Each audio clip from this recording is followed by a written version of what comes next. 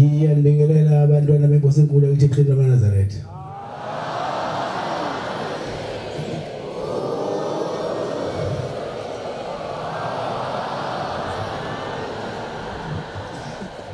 Konzo isabatha semise bhatshela umfundisi Mvubu wasenhlala kahle inkosi Mfundisi.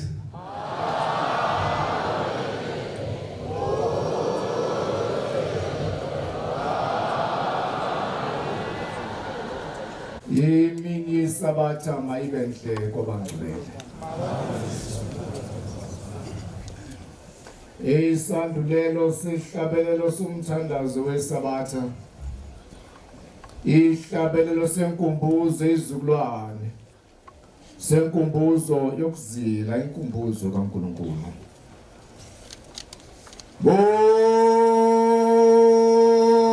Bongeni O Jehovah Manazaretha nesulana sinu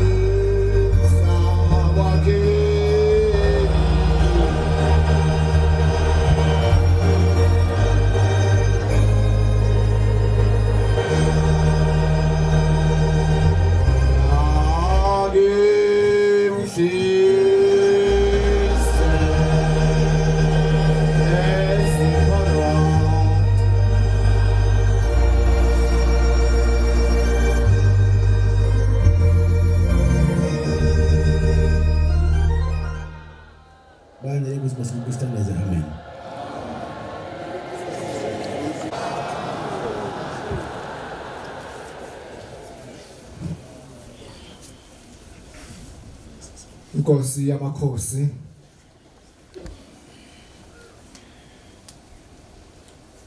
siyabonga uthando olungaka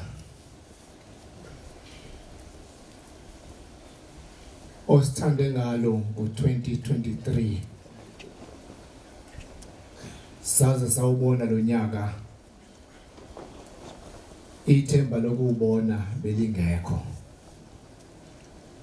kodwa ngoba unomusa uhleli phakade subonile lo nyaka ngawe nyazi lwezolo amen. Imndeni yethu Nkosi ihambe nezikhukhula amanye Nkosi amathambo azange siwabone azange siwafihle namhlanje akatholakali. Nkosi yasezulwini sifikelwe isifo umhlaba wonke se-COVID kodwa uhlengile kwaze kwafika lesi sikhathi sisenyama ihlangene nomphefumulo sesiphezulu kwalentaba yakhe ingcwele amen. Ngizocela kuba ngifunde incwadi eBhayibhelini elingcwele sifunda incwadi kaGenesis oqala sifunda amavesi ayisihlanu. Genesis chapter 1 from verse 1. Eqaleni uThixo wenza izulu nomhlaba. Umhlaba wawize uyicenge kwakumnyama ebusweni bamanzi moya kaThixo waya wahlala ebusweni bamanzi wathi uThixo akube khona ukukhanya kwaba khona ukukhanya uThixo wabona ukukhanya ukuthi kulungile uThixo wahlukanisa ukukhanya nobumnyama verse 5 Thixo waqamba ukukhanya imini waqamba ubumnyama ubusuku ukuhlwa nokusa kwaba usuku lokuqala amen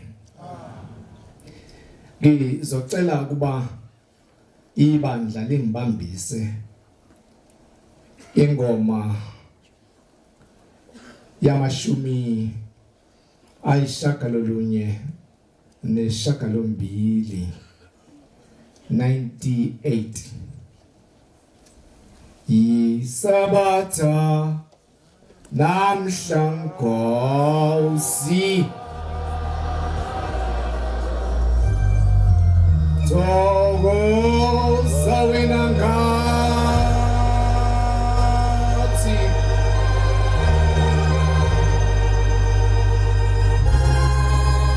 Aleyo mini yakho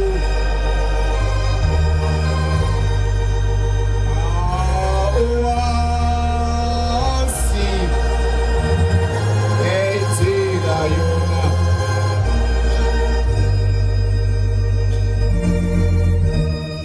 Isabatha namhlangosi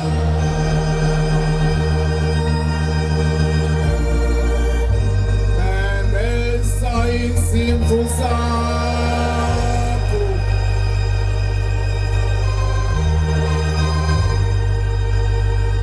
Zona siyakulandela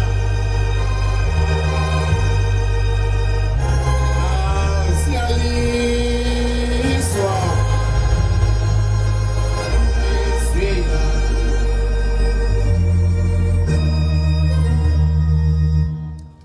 Verse 19 esihlabelelweni esingcwele esifundiwe yisabatha namhla abantu nonke nini nimesaba uJehova uma ibhala kahle uphombela le ndaba njengoba simenyiwe thina silapha simenywe inkosi isabatha njengoba silapha sonke sizimenywa bakhona bangamenyiwe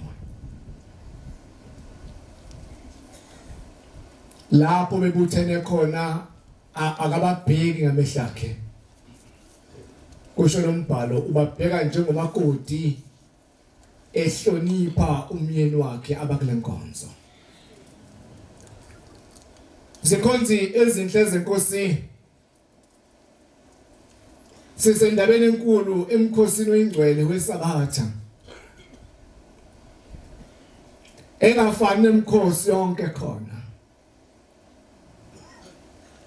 uthi mayiqhubeka ibhala uthi ebesebeka indlebe yakhe ukwamukela intokozo yokuhlabelela kwabamesabaya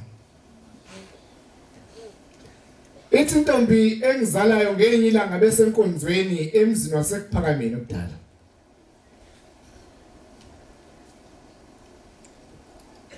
uthi inkosi yayisisukuma isithi ngizocela umshumayeli ngeke ngimushe isibongo sakhe ngoba ingane zakhe ikhona lapha endlini angifundele umthandazo wesabatha wayesesukuma lo mshumayeli wayeseqala njengoba siqala sifunda umthandazo wesabatha wahlabelela ivesi lokuqala kwathi kwelesibili uthe eqhubeka nalo lesibili ivesi inkosi yasisukuma ngenyawo leshaya itafula yathi hlala phansi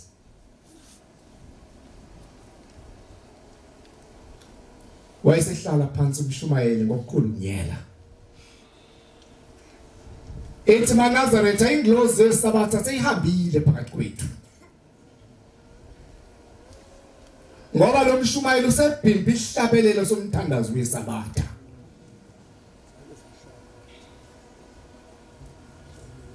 Zikhonzi ezinhle zenkosi sisendabeni enkulu kulomkhosi wesabatha esimangaliso. Engathi uNkulunkulu angasipha ukuhlonipha siwazi ukuthi isabatha liyini.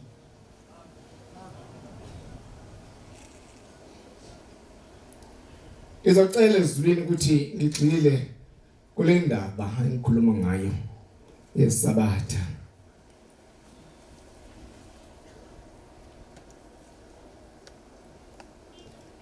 Uma uNkulunkulu edala izulu nomhlaba kule ncwadi kaGenesis engiyifundayo, wadala zonke izinto ezinhle emhlabeni. Lobukhazikhazi bonke amagquma nezimanga nemango nemithombo yamanzi empompoza ngamandla. Wayesayibuka zonke lezi zinto ayidalele ezinhle kangaka, izwe lihle kangaka nobukhulu balo. Kodwa konke kakuhleli ngaphansi kodwa lobumnyama. Wathi le ndawo enhle kangaka sengiyakhile, yinhle into engiyakhile kodwa ihleli ngaphansi kodwa lobumnyama. Kudinga ukuthi mangikhanyise ivele bala. Wayesedabula ubumnyama ngokukhanya. Wadabula ubumnyama ngokukhanya. Fana neaphula elilodwa mawuthatha ummese ulidabula kuphuma ingcezu ezimbili. Wadabula ke ubumnyama ngokukhanya kwaphuma ingcezu ezimbili. Kwakhona ubumnyama, kwakhona ukukhanya. Lezi zinto zombili mawuyihlanganisa uyilumbanisa, lethi ke iBhayibheli verse 5. Kwahlangana ubumnyama nokukhanya kwase kwakhusuko lodwa. Ngakho ke maNazaretha engcwele isabatha likho namhlanje kumba iqali namhlanje. Kodwa isabatha lingena izolo ngolesihlanu ekushoneni kwenhlamvu yelanga kwaqala ubumnyama. Lobu mnyama buqala izolo ntambama upart 1. Kwahamba ubumnyama ubusuku bonke kaze kwasa namhlanje ekseni. Kwase kuqala ukukhanya namhlanje ekseni. Kuyothi la kuphela khona ukukhanya kuhlangana ubumnyama nokukhanya kwakusuku lodwa ligcwele. Isabatha bese liyagcwala ayibonge inkosi. Amen. Yiki isabatha lethu iqala ngolesihlanu.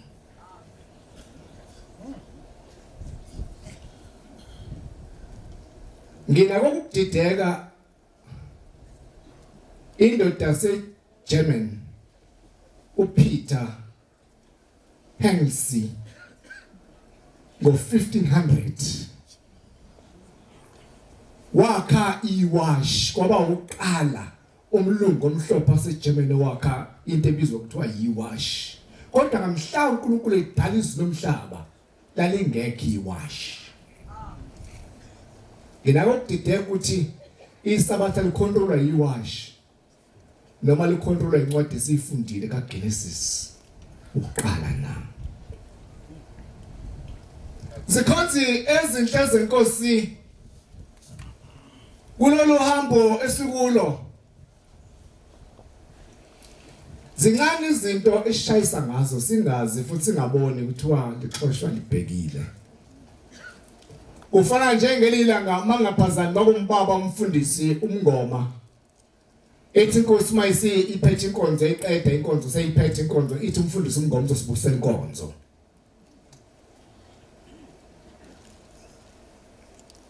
Wayesebusisa umfundisi wenkosi. Mayebusisa umfundisi uthi siyabonga Nkosi yasezulwini ukusithwala sibe lapha. Siba ngumsa wakho nothando lwakho. Sikhumbule Nkosi uzukhumbula izukulwana zethu nezingane zethu emakhaya. Khumbula nabasendleleni abezayo. Ubabheke Nkosi sicelela imbuzi zethu nezinkomo zethu zande emakhaya. Nezivuno ikhule. Wabika konke ngokucabanga emthandazweni wakhe wathi eqeda khona ethi amen. Wathi Mfundisi ngithe busisa inkonzo. Angishongo ukuthi thandaza.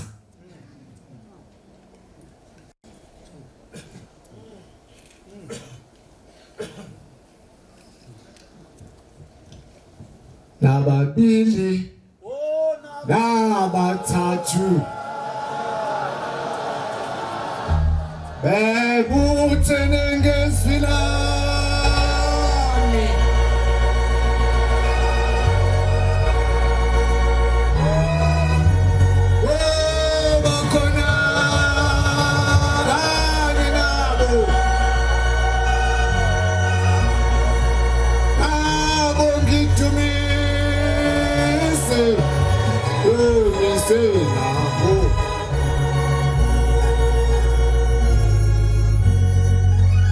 Lela Mfundisi ngoma ushintsho uma ebusisa wathi yela ngashintsha ngalo ukukhuleka kwakhe noma ukubusisa kwakhe. Wayithi ukuhlangana kaMoya Ingcwele nobudlelwano kaMoya Ingcwele makwehlele phezulu kwethu kubusa inkonzo esenzile ngegama likaShembe. Amen. Finish. Amen. Ngoba ubusisa inkonzo uthatha imithandazo yethu sonke uyisa kuShembe. uShembe ukukhuleka phezulu kwemithandazo yethu yena ubusisayo kuphela. Ebese kukhulekela thina acelele thina zonke izinto esikhulekele thina. Kodwa masinikeze ukuthi asibusise inkonzo fanele sithathe imithandazo yabangcwele siyimukise enkosini. Amen. Ayibongwe inkosi. Zishabazi inhlanzi zenkosi ngikule nkonzo yesabatha esiminye kuyo sizimeno zayo. Akababheki nangamehlo akhe kodwa babheka njengomagudu ehlele ephumeni wakhe.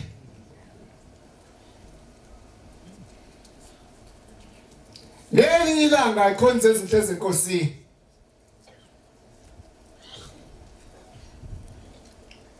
umfundisi esemhlanganweni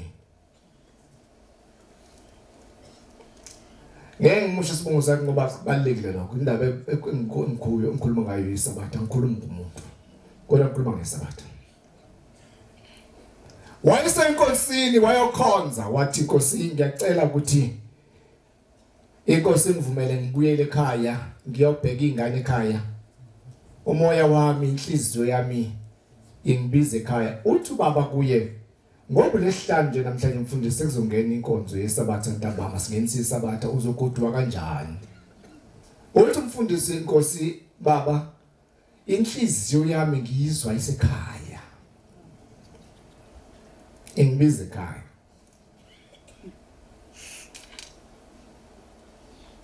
Kona kwenzeka ukuthi ngikhona la kanti khona isidumbu sami kuphela. Kanti umphefumulo wami nomoya wami nenhliziyo yami ekwezinye indawo.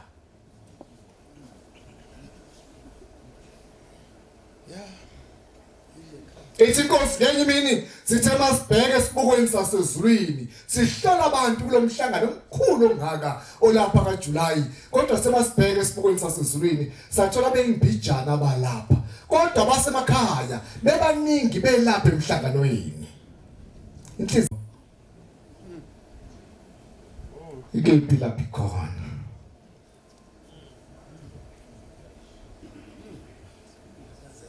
Incwadi engizoyifunda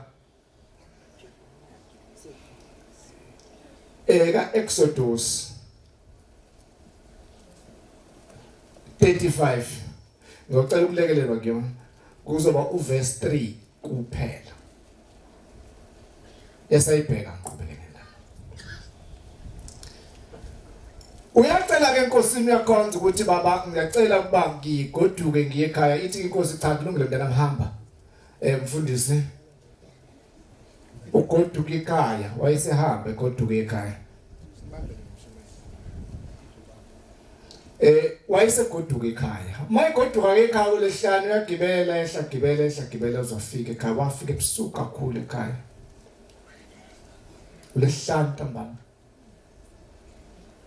Mayifika ekhaya ngolesihlanu ntambama uyangena ekhaya. Uma engena ekhaya endlini efika ikhuphukela ngaphezulu endlini kitchen around omkhulu wakhile lensizwa ka eyiganiwe lomfundisi wayeganiwe bukhonzi enamakhosikazi amathathu ehlala ndawonye nje kungekho inkinga. Isithembu sayizolo ke sasingena inkinga kakhulu asifani nesethu sanamhlanje. Kwakukuhle kungena inkinga bayi ehlile amakhosikazi akhe elukana kulesihlanu ntambama. Kodwa mayingena endlini wathi mayingena endlini wafica ikhobe lomlilo libasiwe othe umlilo ngosuku lwesabatha selingena isabatha.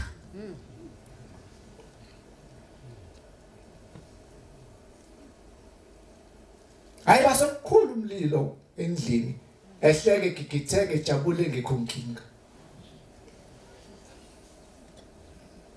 Ngizoyicela baba Mshumayeli umfundele incwadi kaExodus 35 verse 3.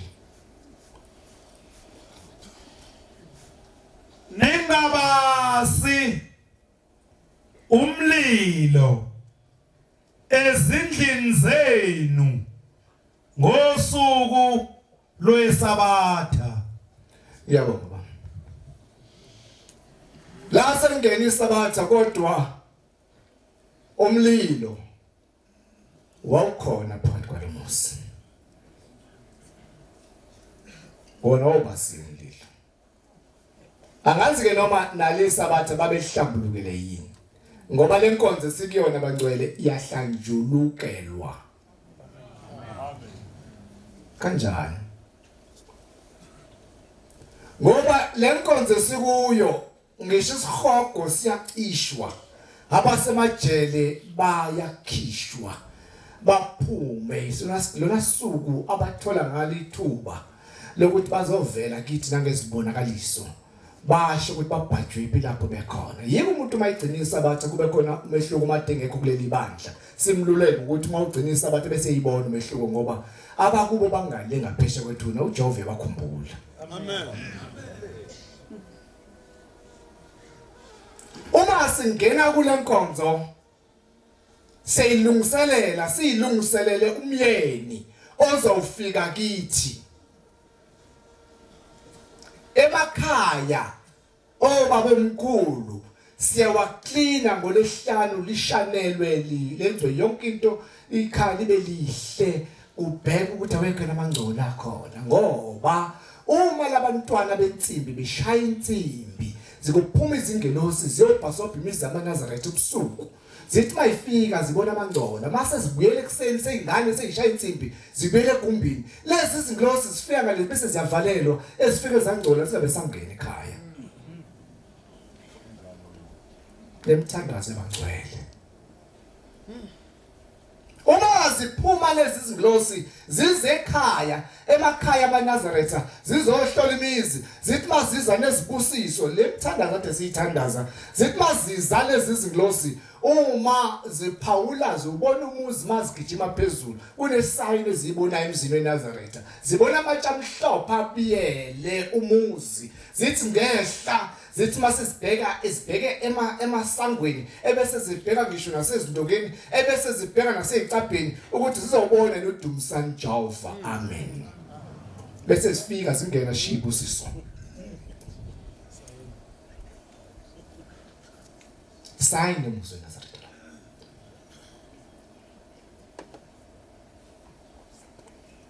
zikhathi ezinhle zenkosi lenkonzo yalungiselelwa uma umuntu segezile abe clean ebese ngishikhaya lakhe akulona indlu esindwa isindwe korobwa ikorojwe kube clean kusha umoya ngaphakathi endlini. Amen bangcwele. Amen. Leli bandla sikulo ibandla lenhlanzeko. Amen. Alifuneki inuku leli bandla.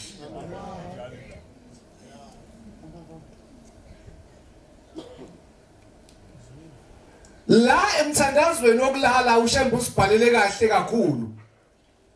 Ngokuba uJehova yabahambela abantu bakhe kulaleni kwabo niyangizwa ngokolo. Uverse 35. Ngokuba uJehova uyabahambela abantu bakhe ekulaleni kwabo. Uyiphathe kahle indlu olala kuyo ukuze uJehova angekacunuke kuza kuwe ngephupho. Ubona uphupha amaphupha amabi nje kuthi akho clean.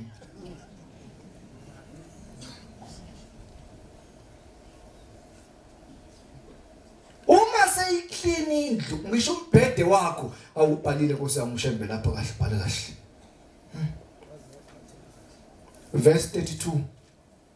uJehova bavezela abakhulekuya ngokumesabe bengangcolisa embhedi abalala kobazi bakhula phezulu kwawo lembhedi baphathe kahle amakhukho abo abalala kuwo namhlanje sidala ama double bed phathe kahle umbhedi wakho lala kuwona kubhalwe lapha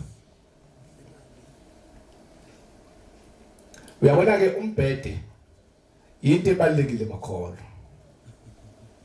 sikhona esontweni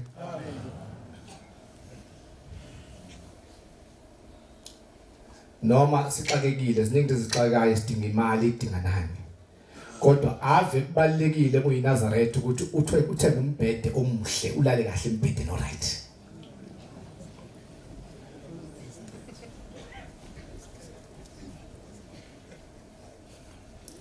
uyabona mawunombhede oyiskebe uthi mawulele umzimba wakho ushone phansi ubona inyawo awulungile lo mbhede uzosenzela enkulu inkinga lapha ebandleni lowo mbhede ngoba uzoba nenkinga ye back pain engapheli uye esontweni ufike umshumela kuthandazela akukhulekela kugcobe ngovaseline akurabhe ngovaseline ubuye ngesonto elizayo i-back pain ayipheli ngoba umbhede la kona ulungile kube ngathi imthandaza ayisebenzi kanti inkingi nombhede la kuona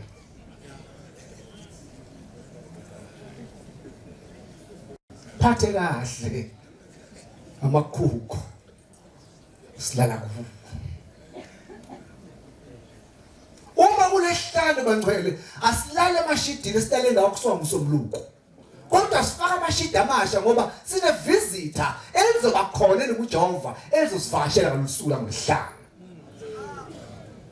balekile visitor ngisho ingubo obakade usebenza ngazo isonto lonke awuyigqoki ngolesihlanu uma ulala ungena esale Inkonzo eSabatha ufaka ingubo ezinhle ezintsha ayiqinile eyisoft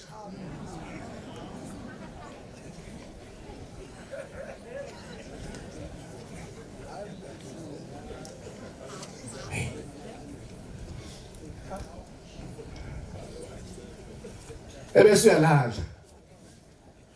athi ushembe noma uphapha amaphaqo ebusuku wenze njani umkhonze ebese uyaguqa nomphaphama phakathi kobusuku ebese uyamkhonza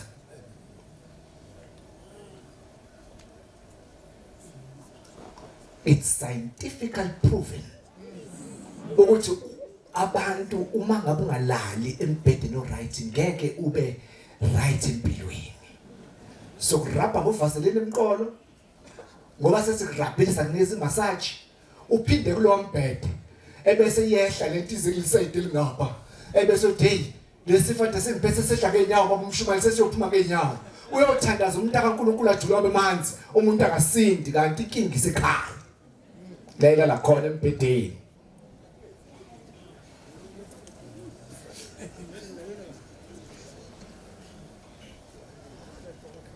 ngikule Inkonzo eSabatha esimene kuyona ayibonga Nkosi ngikule Inkonzo eSabatha esimene kuyona ukuthi kule Inkonzo singama VIP singabantu ababalekile ngendlela esimangaliso kuyo baningi abantu esikholwa nabo abangekho lapha ongahlangana naye emall ngalosuku namhlanje ngoba kamenywanga lapha kule Inkonzo kodwa bakule Inkonzo abamenyiwe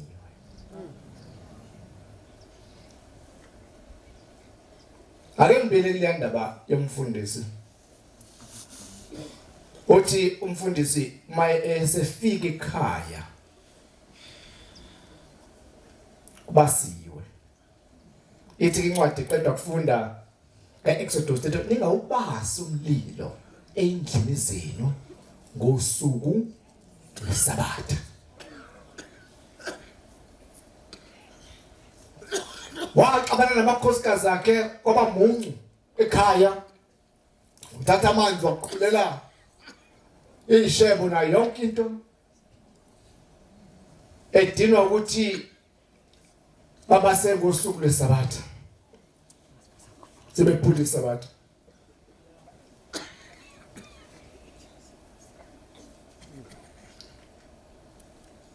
baxabana kakhulu namakhosikazi akhe Mhlambe nami ngangizokwenza nawo uzokwenza. Mayisalele ebusuku.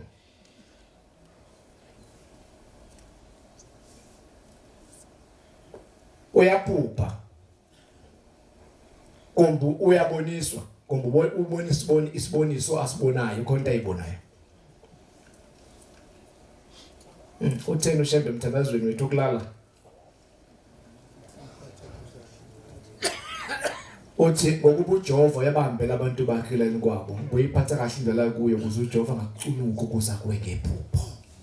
Ukuza kuwe ngephupho. Uma iclean indlu yakho, kulunge kahle konke lokho ngishoyo, uzofika uJehova uthola amaphupho amahle.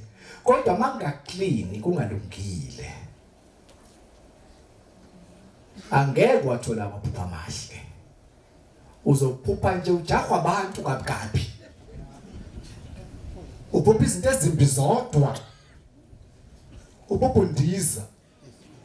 Amaphupho amabonke lawo. Angezi nakuwe Nkosi. Sho njalo petition wakhe. Uma eselele ebusuku uyaphupha noma ubona isibonakaliso, uthi ke umfundisi wabona lapha kuye ikhonza izinhle zeNkosi, uthi kwakhonto ayizwa iphuma, uthi wathi methi yayizwa into iphuma waseyibona iphuma, wabona inyoni emhlophe iphuma lesifubeni kuye, uthi yaphuma esindiza, wathi uyibamba lenyoni, uthi ibamba ujaha lenyoni, uthi yabaleka lenyoni azawusithela. Wangalazi leli phupho lichaza ukuthi kwasana kusasa kwahlala ekhaya kwakuhle, wahamba waphindela emhlanganweni. Uma esephinde emhlanganweni uya enkosini uyobonga ukuthi baba sengibuyile ngambe kahle ekhaya.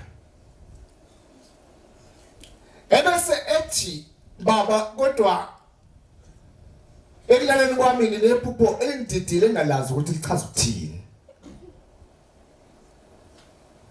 Ubonene mntanami?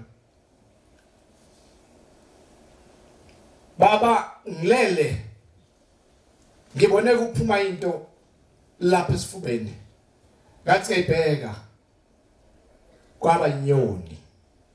Ngathi ngiyibamba inyoni, ngathi ngiyibamba bayabaleka azawusithela. Bathi ukholwa kwakho. Mangu wena ngabe ingubo zami ngiyigoqa zenkonzo ngiyibeke phansi ngoba ukukholwa nenglozi yokukholwa isekho kuwe. Hambile.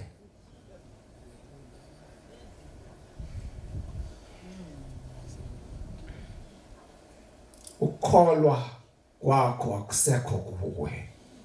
Sekhambile. Ngilombuzo ikhonza. Osenhlizweni yami ukuthi mina okwami ukukholwa kusekhona yini kimi.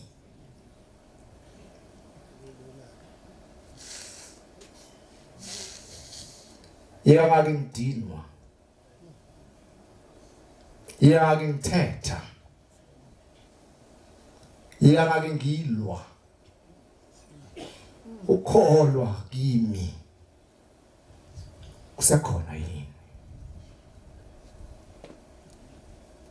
Mhlawumbe wena kwakhe kwazi. Kodwa nje bangilana nje ngizofuna ukukholwa kwini. Ngizofuna ukukholwa kwami. Wena uyathanda ukusilandela. Awu lapha siyakhona.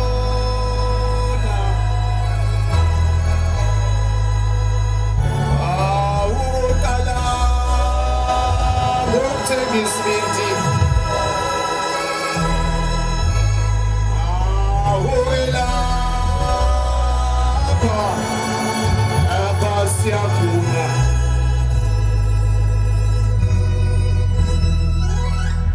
Sike sathunywa unyazi lwezulu oluhle phambi kwethu ngenye imini. La eCape Town. Sasamba nobaba umfundisi walapha ekhaya. Sahambela amabandla amakhulu amabili. Saqala ngebandla lama-Muslims lapho saya khona. emos ngosuku langolesihlanu. Isayini enhle engayifica ngamaMuslims sigqoka amasuit no nezicathulo zethu epholishiwe. Sathi mathi siyafika eMosque kathi icathulo ingene. Sayikhumula, sayibeka kathi asigeza inyawo. Kunompompi fanele ukhume icathulo usugeza inyawo. Ngaphambi ungene endaweni engcwele.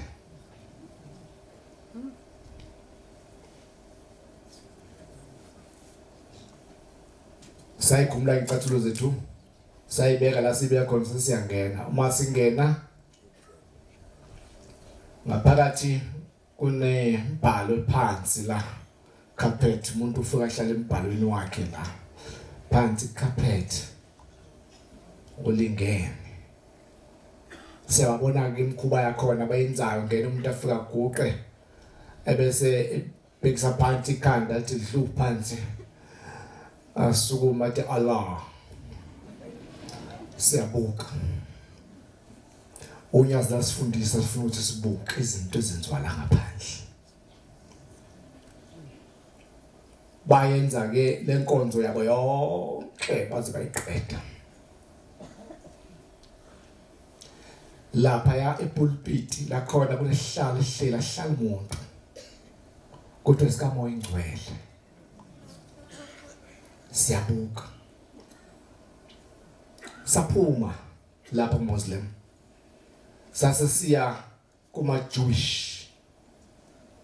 Enkonzweni yama Jewish amaJuda.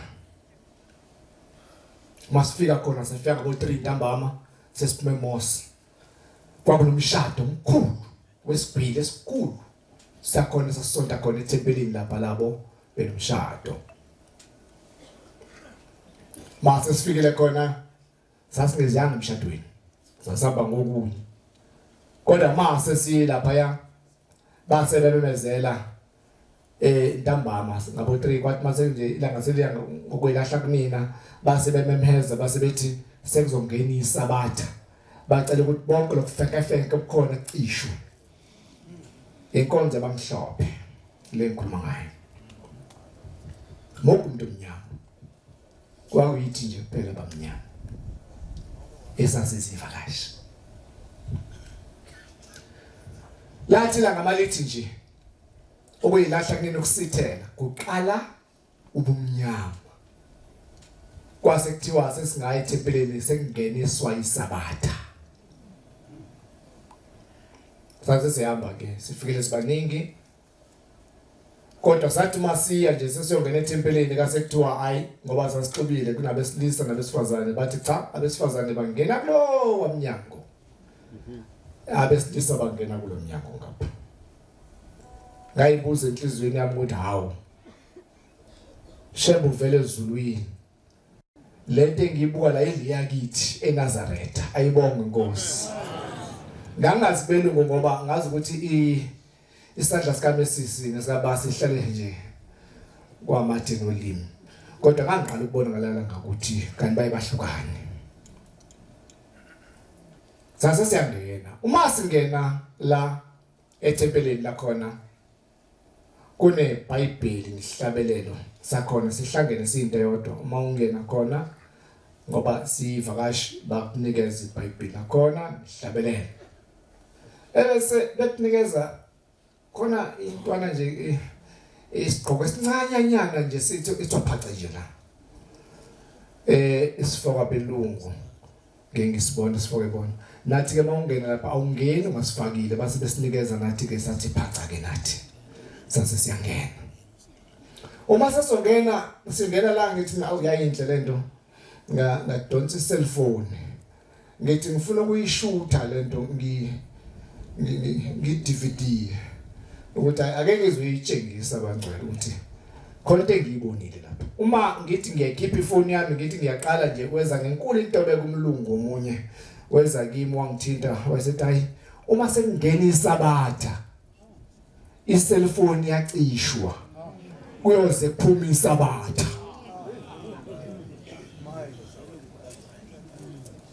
Ngezwa ngishaya uvalo kancane.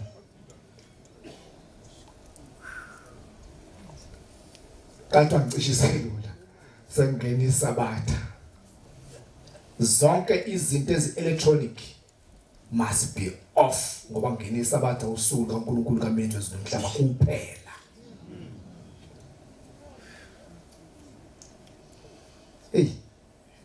Ngafuna ukuthi anti umuntu ungathi usekude nesilabhasi la usazosetshenzwa zikhonzi ezinhle zenkosi sasasingena uma sasingenile lapha ngaphakathi wasuqala umbhedesho wesabatha wathi ufundayo wawuvula akawufundi ngesingisi i-translated ibhalwe ngolimi labo les-Jewish noma les-Greek ebese ngapha bese ibhalwe nge-English siyalandelake uyafunda bese kuyahlatshelelwa njengoba hlabelela nje bakhonzi aqeda ukuhlabela bese eyaqhuma aqhubeke nokufunda 45 minutes njengathi lapha ekhaya wazi waqeda bathi umthando wesabatha sewuphelile ke manje selingenisiwe isabatha ngolisihlanu.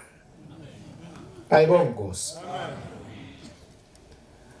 Athi umuntu ubethunyelwa ukuzofunda izinto eziningi lapha. Incwadi engivala ngayo eKaMateyu 22 verse 14. Nkosi yasezulwini siyabonga Nkosi, sibonga ukusithwala sesuka emzini wasebuhleni sesofika phakathi kwaleli khaya bese ngeke sibe namandla ngaphandle kwakho, kodwa Nkosi usithwalile sasafika phakathi kwalomuzi nomsebenzi wakho. Siyacela Nkosi engcwele uNkulunkulu omkhulu wasekuphakameni usiphe baba inhliziyo, usiphe Nkosi ulalela izwi lakho nokwenza ukuthandwa nguwe. Amen. Ngifundele baba 2 verse 14 Mateyu. Abamenyiweyo baningi kodwa abakhethiweyo bayingcosana. Ngiyabonga baba.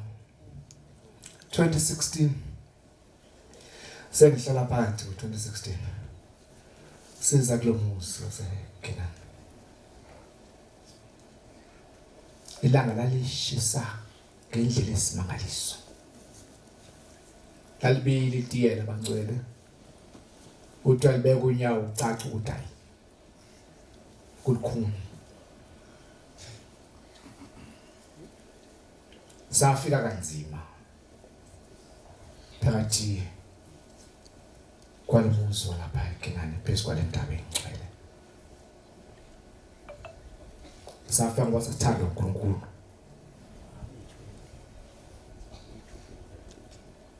Kodwa uma sesibile emuva ithi elinye ikhehla nje elidala noma ithi enye insizwa ikhuluma ithi ibihamba emgcineni komhlangano.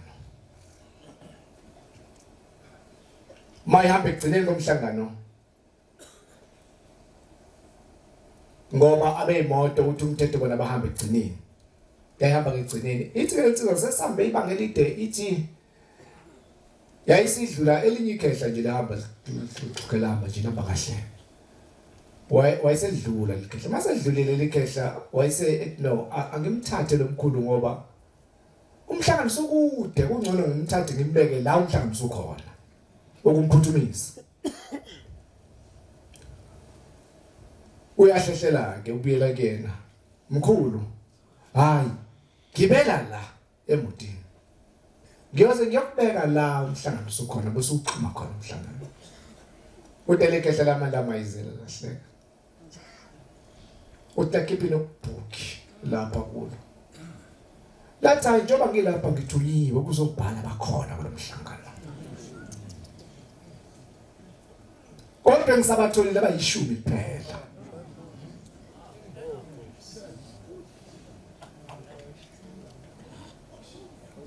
abamenyiwe baningi kodwa bakhethiwe bayingcosana. Hawu masi lapha zikhonze izinhle zenkosi ithi into wonke umuntu akazofuna indlela yakhe. Amen. Wonke umuntu akafuna ukuhamba kwakhe. Ngoba sizohamba emhlabeni. Hlupheke kuhle inyama yami ihlupheke. Ukuze umphefumulo wami ube nendawo kumhla kuphela.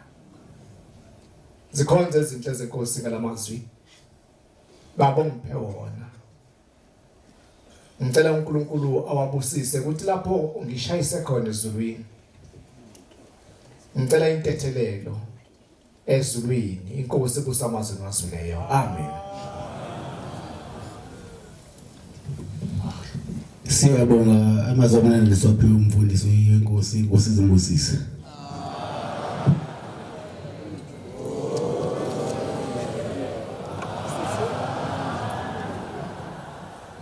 Sizobala inkonzo yethu manje ngesihlabelelo samakhulu amabili amashumi amane nambili 242.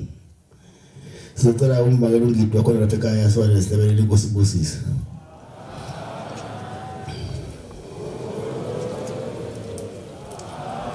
Inkosi usipho bangcwele.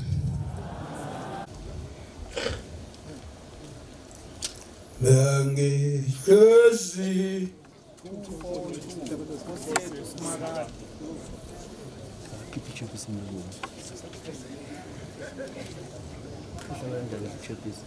Nkosi yathu simakade